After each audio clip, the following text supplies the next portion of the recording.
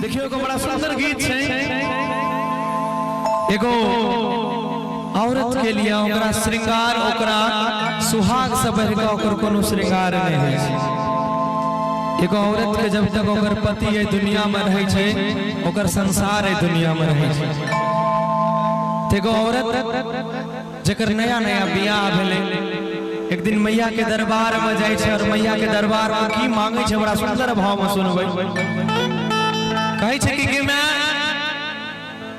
से हमरा तू एकटा चीज दे हम अपना दुनिया चलइए। तो मैं कल करे से गे की तोरा चाही तू बाज ना। तो कहे छै बड़ा सुंदर भाव में आज की बनल रहो नहीं हर नगरिया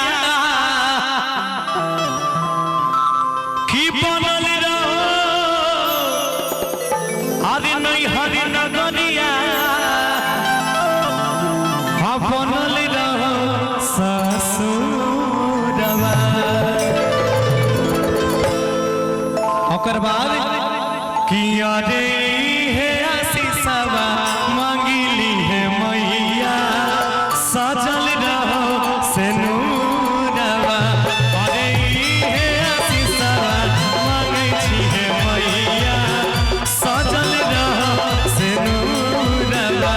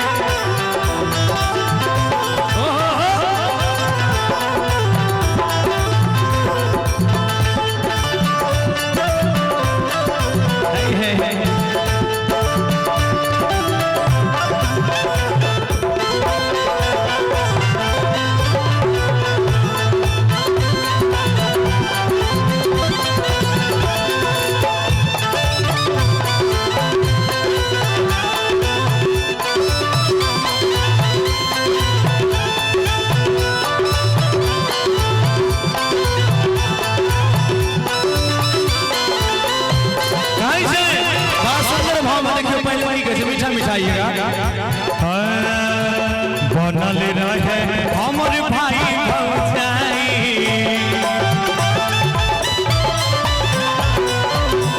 और की ससुर भसुर में कबो हुए नहीं लड़ाई।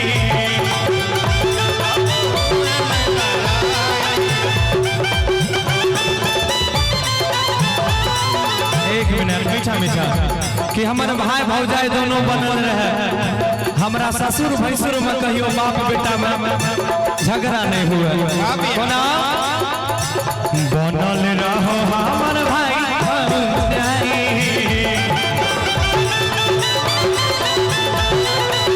ससुर भसुर में कबो हुए नहीं लड़ाई।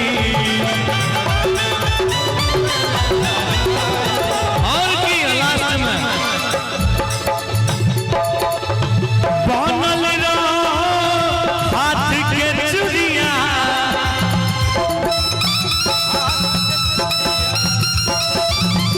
बनल हाथ के चूड़िया बनल रहो सिंहरवा।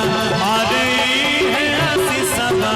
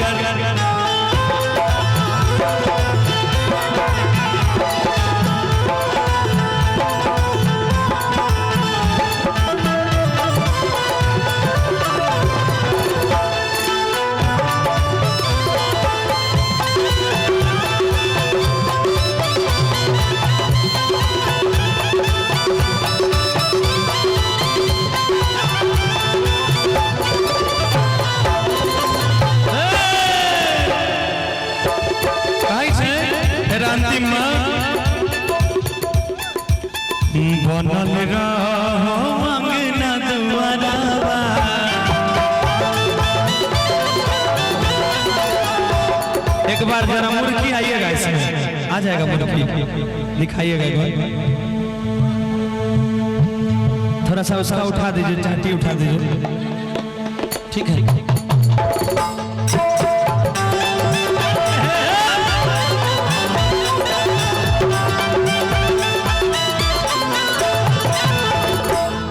अब देखिए थोड़ा सा मजा आने वाला है, एक बार थोड़ा सा पहले दिखाइए। बनल रहो हमरे आना,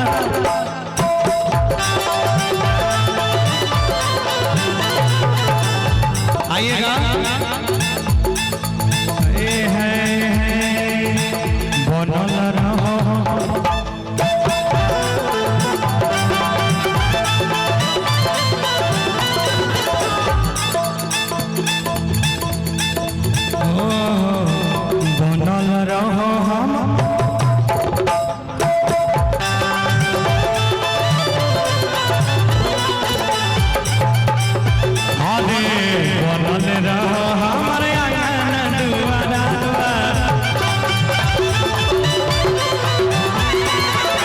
सजल रहो सब दिन गाँव सहारा,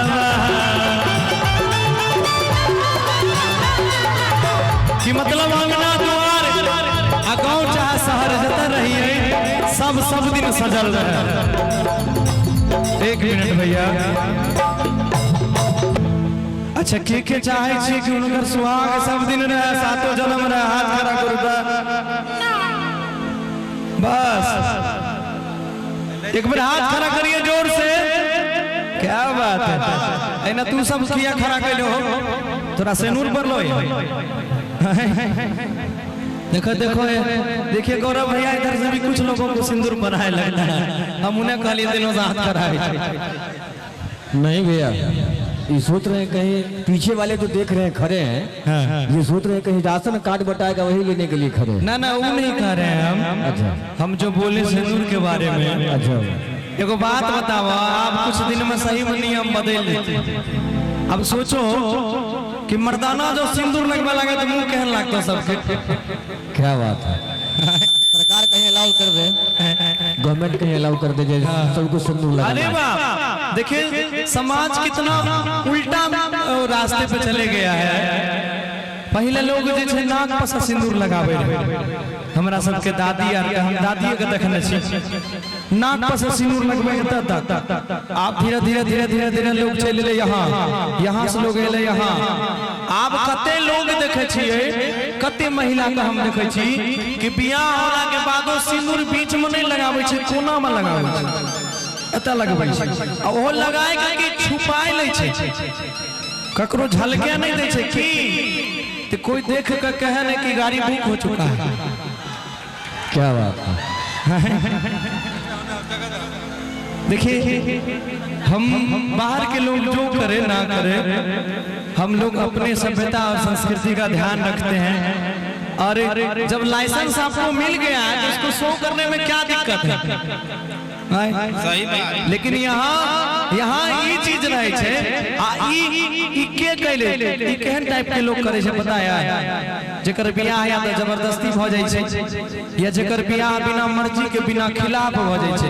अब ओकरा दुल्हा नहीं पसंद तो हटाए के रखते, एना छुपाए लेते ना के, ताकि बाद में कोई देख लेते कि ओ ये मोटा पैसा वाला छो, अगर फंसा नहीं बियास जो दिन में करता है उसी नहीं, वही नहीं लगाता। बुझलिए, पहले हम काल्हो नहीं कहलिए, आज सब सभ्यता का लोग भूलल जाई तो कहि छे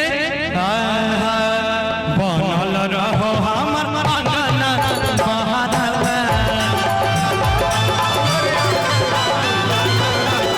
सजल रहो सगरे गाँव सहारवा।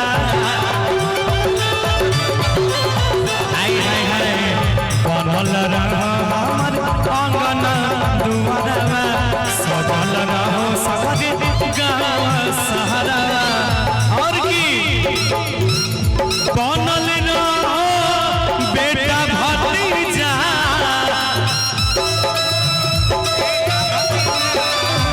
बनल रहो बेटा भतीजा, बनल रहो भगीनवा। अब एक बार सब कोई मेरे साथ गाइएगा, सब कोई। इन्हें तो सिंदूर के जरूरी नहीं है, इन्हें जरूरी है। हाँ सब कोई गए हमारा संग में आदे है आशीषवा मांगई छी है मैया सजल रहो सिंदूरवा। आदे है आशीषवा मांगई छी है मैया सजल रहो सिंदूरवा। आदे है आशीषवा मांगई छी है मैया सजल रहो सिंदूरवा। आदे है आशीषवा मांगई छी है मैया सजल रहो सिंदूरवा। आदे है आशीषवा मांगई छी है मैया सजल रहो सिंदूरवा।